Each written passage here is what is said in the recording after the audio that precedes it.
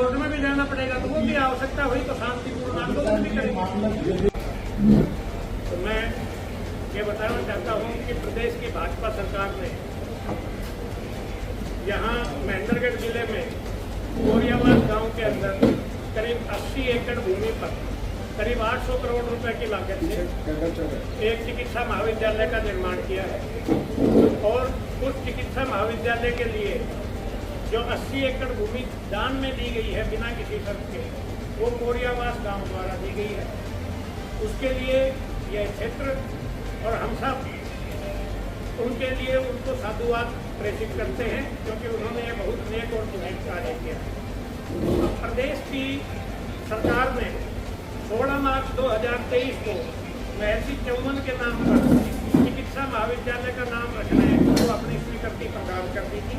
और उसके बाद 12 फरवरी 2024 को राज्यपाल के अनुमोदन के बाद गजट में अधिसूचना जारी होकर और इस चिकित्सा महाविद्यालय का नाम विधिवत रूप से महर्षि चौमन चिकित्सा महाविद्यालय गोरियावास के नाम से अधिसूचित कर दिया गया था।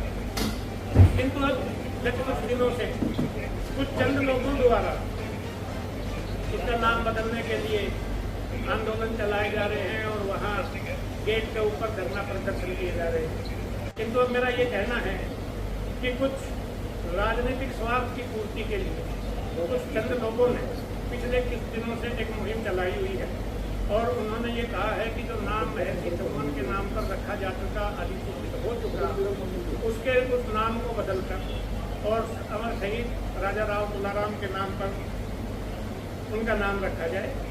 और उन्होंने जो कॉलेज के मुख्य द्वार पे महर्षि चौमन के नाम का बोर्ड लग गया था, उसको भी तोड़ दिया।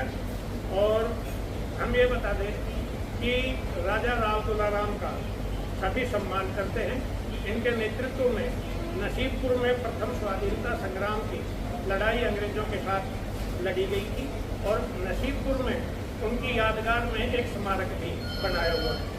अभी एक चीज और भी आई है जिसके लिए प्रेस कॉन्फ्रेंस का आयोजन करना पड़ा कि जब ये देखा कि यहाँ एक जातिगत वैमनस्य जो पैदा करने का काम जनप्रतिनिधियों द्वारा किया जा रहा है, तो ये सोचा कि एक सामाजिक कार्यकर्ता होने के नाते कि समाज के अंदर किसी तरह का वैमनस्य न बढ़े, तो हमने इस पत्रकार वार्ता का आयोजन किया।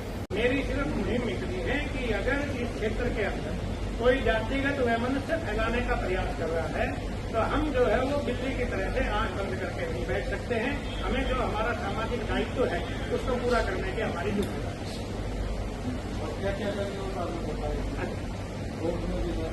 अगर आवश्यकता हुई तो चुनी जाएंगे। शांतिपूर्ण जो भी कोई काम हो सकेगा शांतिपूर्ण आंदोलन के रूप में। इसको कई महीने हो गए थे, अचानक लोग आगे वहाँ धरने पर बैठे, उनकी संख्या कम थी 8-10 के पास।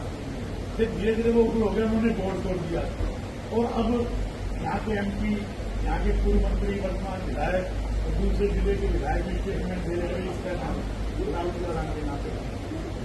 तो मेरा आपसे सवाल ये है, क्योंकि भाजपा की सरकार और भाजपा के नुमाइंदे इस बात को उठा रहे हैं, सरकार कहीं दबाव में ना जाए, तो आपका अगला कदम इस प्रेस कॉन्फ्रेंस के बाद क्या होगा? हमारा कदम जो है वो महेंद्रगढ़ जिले के सभी उपमंडलों तहसीलों के अंदर जाके और नाम जो एक बार अधिसूचित हो चुका उसके लिए समर्थन जुटाना है। इसके लिए पास पड़ोस के भी अगर कोई जिले हैं तो वहां भी जाके सभी जातीय सभाओं का, सभी कोई दूसरी संस्थाओं का, सांस्कृतिक संस्थाओं का, सामाजिक संस्थाओं का इनका समर्थन जुटाने के लिए अभी अभियान को प्रारंभ करेंगे।